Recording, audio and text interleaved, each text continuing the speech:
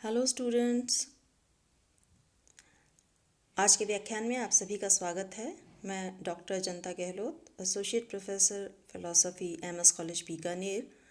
आज का व्याख्यान का विषय है नीति शास्त्र का क्षेत्र एवं स्वरूप। नीति शास्त्र मानवीय आचरण का विज्ञान है। नीति शास्त्र की परिभाषा जब हमने पूर्व में पढ़ी थी तो हमने इस बात को बहुत ही विस्तृत रूप से समझा था। नीति शास्त्र का क्षेत्र बहुत व्यापक है। मैकेंजी ने नीति शास्त्र के क्षेत्र को निम्नलिखित प्रकार से विभक्त किया है। नैतिक चेतना का मनोविज्ञान, यह मनुष्य की इच्छाओं और संकल्पों आदि का विवेचन करता है। नैतिक जीवन का समाजशास्त्र, मनुष्य और समाज का अटूट संबंध है। हम सभी जानते हैं कि मनुष्य समाज की इकाई है। मनुष्य का पारस्परिक संबंध और व्यवहार ही एक समाज का निर्माण करता है, इसलिए उन दोनों के मध्य एक अटूट संबंध है। एक के अभाव में दूसरे का अस्तित्व असंभव है। नैतिक नियम, जो भी नैतिक नियम हम देखते हैं, भले ही वो आज कानून के रूप में भी परिवर्तित हो गए हों, परंतु आरंभिक तौर पर वे हमारी सामाजिक परंपराओं और अवधारणाओं की ही देन रहे हैं और इसीलिए सामाजिक अध्ययन से उन पर नीति शास्त्र के प्रभाव को देखा जा सकता है। तीसरा है नैतिक मानदंड का सिद्धांत। नीति शास्त्र के इस मानदंड के सिद्धांत को हम दो रूप में समझ सकते हैं। एक है सैद्धांतिक पक्ष। नैतिक मापदंड का शाश्वत महत्व है। नीति शास्त्र का प्रमुख उद्देश्य परम शुभ या जीवन के सर्वोच्च आदर्श की व्याख्या करना है, यह हम सभी जानते हैं। जबकि इसके अगर हम व्यवहारिक पक्ष को देखें तो व्यवहारिक पक्ष मनुष्य के चरित्र और आचरण का मूल्यांकन करता है। इसको भी हमने पूर्व में काफ़ी विस्तार से पढ़ा है कि किस प्रकार से जो मनुष्य का चरित्र या उसका जो आचरण, जो कि उसके कर्मों का सम टोटल होता है या उसके कर्मों में परिलक्षित होता है, उसका मूल्यांकन करना नीति शास्त्र का कार्य होता है। दूसरा, जो मूल नैतिक सिद्धांत हैं उनकी भी वो स्थापना करता है और उसका उपयोग कहाँ होता है। एक समाज में जब लोग रहते हैं तो उनके आपस में परस्पर संबंध होते हैं, सहभागिता होती है और जब वो साथ साथ रहते हैं तो संघर्षमय स्थितियां भी उत्पन्न होती हैं। तो उन संघर्षमय स्थितियों को रोकने के लिए कुछ ऐसे नियम नीति शास्त्र के द्वारा बनाए जाते हैं जो बहुत बार कानून के रूप में भी हमारे सम्मुख आते हैं। समाज में जो स्थापित नियम हैं, कानून हैं, सामाजिक वर्जनाएं हैं, ये सब एक मनुष्य को समाज में संघर्ष रहित स्थिति में रहने के लिए प्रेरित करती हैं और इसीलिए वह अपने अधिकार और कर्तव्य दोनों का बराबर रूप से पालन कर पाता है। क्योंकि यदि मनुष्य समाज में रहते हुए नियमों की अवहेलना करेगा, उनको नहीं मानेगा, तो फिर उसको दंड मिलेगा, दंड उसको भोगना पड़ेगा। इसलिए नीति शास्त्र जो है वह मनुष्य के आचरण का मूल्यांकन करता है। प्रसिद्ध नीति शास्त्री विलियम लिली कहते हैं कि नीति शास्त्र समाज में रहने वाले मनुष्यों के आचरण का आदर्श निष्ठ विज्ञान है। किसी भी व्यक्ति का आचरण, हम जैसे बार बार कह रहे हैं, उसके द्वारा किए जाने वाले कर्मों में झलकता है। कर्म ऐच्छिक अनैच्छिक हो सकते हैं, ये सब हम पूर्व के अध्यायों में पढ़ चुके हैं, इसलिए पूर्व के व्याख्यान में इसकी विस्तृत व्याख्या कर चुके हैं। इसलिए हम समझ सकते हैं कि जो ऐच्छिक कर्म होते हैं, अर्थात वे कर्म जिसको करने के लिए मनुष्य स्वतंत्र है, न सिर्फ करने के लिए बल्कि उसको नहीं करने के लिए भी वह स्वतंत्र है, उन कर्मों को जब वह करता है और उनसे जुड़े हुए जो फल होते हैं उनके प्रति वह या उनसे जुड़ने वाले परिणामों के प्रति वह उत्तरदायी होता है। तो ये सब बातें हम इसके व्यवहारिक पक्ष के अंतर्गत पढ़ते हैं। मनुष्य, जैसे हमने देखा कि जो नीति शास्त्र है वह मूल नैतिक सिद्धांतों की स्थापना करता है। तो जो म्यूर हेड एक नीति शास्त्री हैं, वो कहते हैं कि नैतिक चेतना के 3 पक्ष होते हैं और इन नैतिक चेतना के आधार पर ही इन नियमों का या इन सिद्धांतों का नैतिक जो वर्जनाएं जिनको हम नैतिक नियमों के रूप में जानते हैं उनका विकास होता है।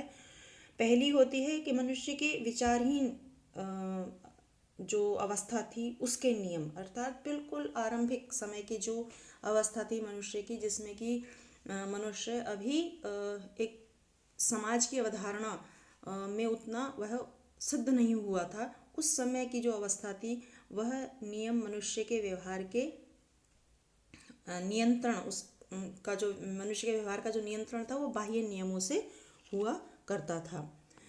दूसरे आंतरिक नियम जो उसके स्वेच्छा से या अंतर से किसी भी स्थिति और परिस्थिति को समझकर और उसके अनुसार जो उसको कर्म करने के लिए प्रेरित करते थे, सही और गलत के बीच भेद का जो उसको अंदर से एक भाव आता था, वह आंतरिक नियमों से उसके व्यवहार का नियंत्रण हुआ करता था। उसके अंतःकरण के नियम कह सकते हैं। और तीसरा जो है वह नैतिक मानदंड के आधार पर नियम होते थे, जिसमें कि किसी उद्देश्य का जो साधक उसको हम समझते हैं, जो कोई भी नैतिक उद्देश्य प्राप्ति वहाँ पर प्रमुख होती है। यह नैतिकता और उद्देश्य स्वतः साध्य होते हैं, यानी व्यक्ति के द्वारा प्राप्त करने योग्य होते हैं। इसलिए इनकी स्थापना, पुनर्स्थापना का कार्य नीति शास्त्र का कार्य है। ये नैतिक नियम हमें बताते हैं कि व्यक्ति को कौन सा कर्म करना चाहिए अथवा कौन सा कर्म नहीं करना चाहिए। नीति शास्त्र का एक प्रमुख कार्य नैतिक नियमों या सिद्धांतों की तार्किक विवेचना है। हम अब बहुत सारे बिंदुओं में इस बात की चर्चा करते जा रहे हैं कि जो नीति शास्त्र है वह मनुष्य के व्यवहार को सही रूप से संचालित करने के लिए बहुत सारे नैतिक नियमों या सिद्धांतों की स्थापना करता है।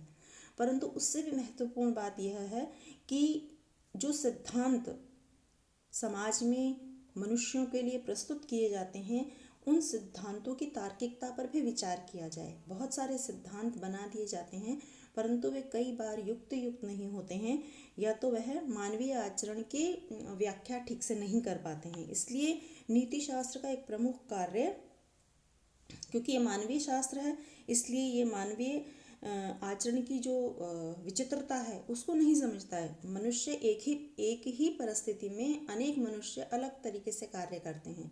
सिद्धांत जो होते हैं वो कुछ एक या कुछ परिस्थितियों को ध्यान में रख के बनाए जाते हैं, परंतु परिस्थितियाँ इतनी विभिन्न होती हैं कि वो एक सिद्धांत सभी परिस्थिति में लागू नहीं हो सकता है। इसलिए नीति शास्त्र का यह भी दायित्व होता है, या नीति शास्त्र का यह भी उसका प्रमुख उद्देश्य है कि कोई भी सिद्धांत या विचार तभी स्वीकार्य हो जब वह युक्तियुक्त हो, अर्थात अतार्किक विचार अगर होगा तो वह अमान्य हो जाएगा। तो इसलिए नियमों को की व्याख्या करना और उनकी युक्तियुक्तता पे विचार करना, कोई भी नैतिक नियम स्वैच्छिक, मतलब कि कुछ ही लोगों के लिए सही हो ऐसा नहीं होना चाहिए, व्यक्तिनिष्ठ नहीं होने चाहिए। किसी एक या दो व्यक्ति के स्वार्थ की सिद्धि कर रहे हों या कुछ लोगों के स्वार्थ की सिद्धि कर रहे हों या उनके लिए उपयोगी हों, अन्यों के लिए नहीं हो, और एकांगी ना हो, यानी एक पक्षीय ना हो।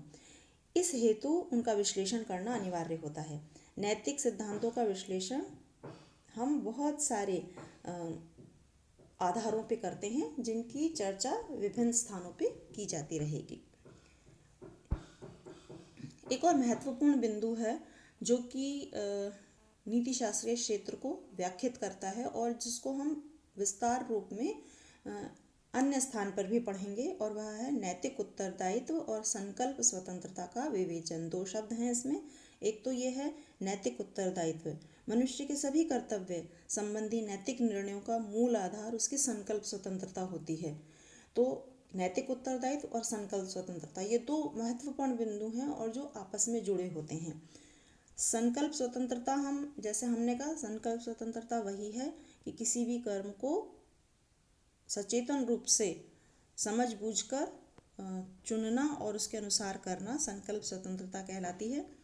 और जो भी संकल्प स्वतंत्रता या के आधार पर मनुष्य के द्वारा जो भी कर्म का चयन किया जाता है, उससे जुड़े हुए जो परिणाम होते हैं उसका उत्तरदायित्व भी मनुष्य के स्वयं के ऊपर होता है। बहुत सारे ऐसे कर्म होते हैं जो मनुष्य के द्वारा क्या करूं या ना क्या करूं इस दुविधा के बीच में चुने जाते हैं। वह जिस भी कर्म को चुनता है, जो भी वह निर्णय लेता है, उससे उत्पन्न होने वाला जो परिणाम है उसका उत्तरदायित्व भी उस मनुष्य पर ही होता है। इसलिए नैतिक उत्तरदायित्व और संकल्प की स्वतंत्रता की विवेचना और उसमें मार्गदर्शन, ये दोनों ही नीति शास्त्र का महत्वपूर्ण क्षेत्र है। इसके अलावा नैतिक शब्दों के अर्थ और नैतिक कथनों के स्वरूप का विश्लेषण करना। नैतिक शब्द से तात्पर्य क्या है कि नैतिक शब्द वे शब्द होते हैं जो नीति शास्त्र की जो लैंग्वेज है, जो भाषा है, उसके अंतर्गत प्रयुक्त किए जाते हैं। जैसे कर्तव्य है, जैसे शुभ है, उचित है, आदि ऐसे अनेकों शब्द हैं जो नैतिक शब्द कहलाते हैं।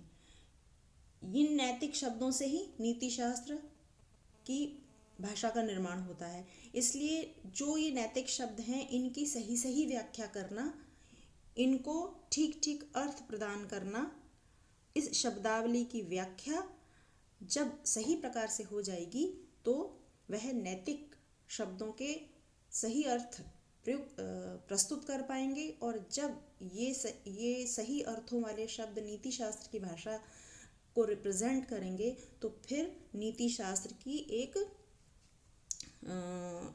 जो स्ट्रांगनेस है या उसका जो स्वरूप है उसको सही रूप से बता पाएंगे। तो इसलिए नैतिक शब्दों के अर्थों को अभिव्यक्त करना, उनको सही सही रूप से समझाना, उनको निश्चित परिभाषाएं देना, यह कार्य नीति शास्त्र का है। इसके अलावा नैतिकता की व्याख्या करना, सामाजिक जीवन के में सभी के आचरण का नियमन होता है।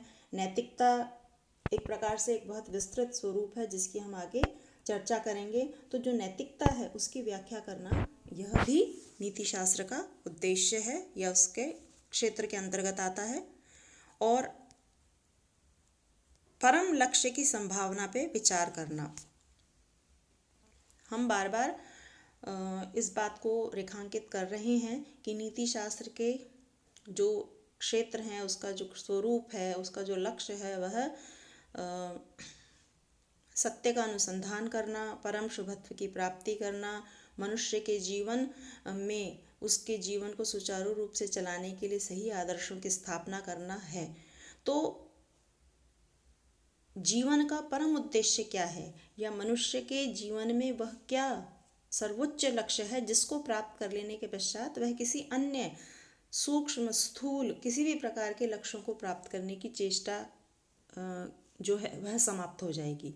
तो नीति शास्त्र मनुष्य को अपने जीवन के सर्वोच्च लक्ष्य, अपने जीवन के उस अंतिम लक्ष्य की संभावना पर विचार करने का अवसर प्रदान करता है कि मनुष्य के जीवन का सर्वोच्च लक्ष्य क्या है। तो इस प्रकार से नीति शास्त्र का यह क्षेत्र और स्वरूप पूरे नीति शास्त्र के को समझने में हमारी सहायता करता है। धन्यवाद।